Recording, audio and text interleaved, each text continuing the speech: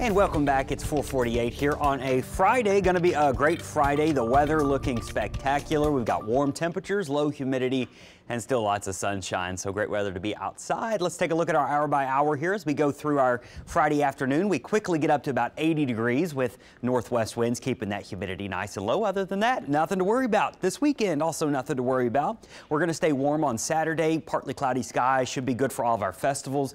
Any makeup parades. We've got some makeup parades from St. Patrick's Day happening this weekend. 79 and mostly cloudy come Sunday. Now, once we get into next week, a completely different story. We've got rain in the forecast. Now, at the moment, I think we have a few showers Monday. It's just mostly cloudy for the eclipse. That's still not looking great on our end.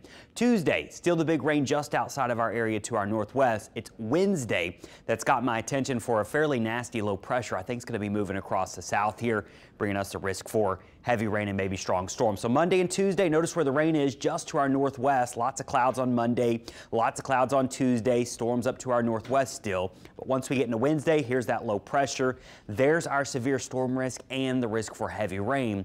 Probably later Monday afternoon into Monday night. The timing's still up in the air, but most models are trending like late on Wednesday, rather, is our biggest risk for storms and heavy rain. Rain totals, well, there's going to be isolated spots that could pick up some big amounts. I think the highest totals are going to end up being northwest of us towards Shreveport, but we could see some higher totals mixed in here and there.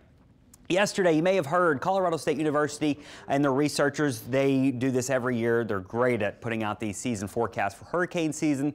Well, they gave us their first opinion on what they think this upcoming season looks like, and they're calling for a extremely active one is what they called it. In fact, they're calling for 23 named storms. On average, we only see 14 named storms a season. They're calling for 11 hurricanes this year. On average, we only see 7, and then 5 major hurricanes, and on average there we only see 3. So why such this dramatic and extreme forecast? Well, it has to do primarily with what the water temperatures have been doing all winter long.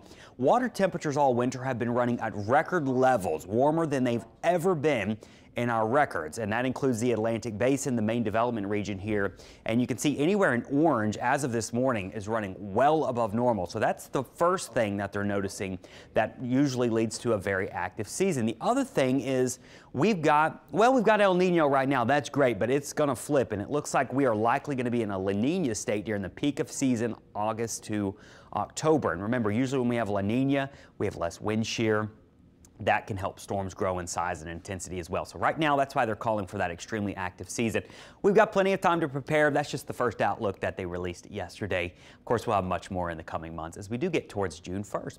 There you have it. Beautiful weekend. Enjoy the 80s here. We'll be low humidity today, feeling great. Some clouds building in this weekend. Maybe some rain, but plenty of clouds on Monday for the eclipse. Still not looking great there. And then next week, we've got our eyes set on Wednesday. That's going to bring in our biggest risk for heavy rain and maybe severe storms.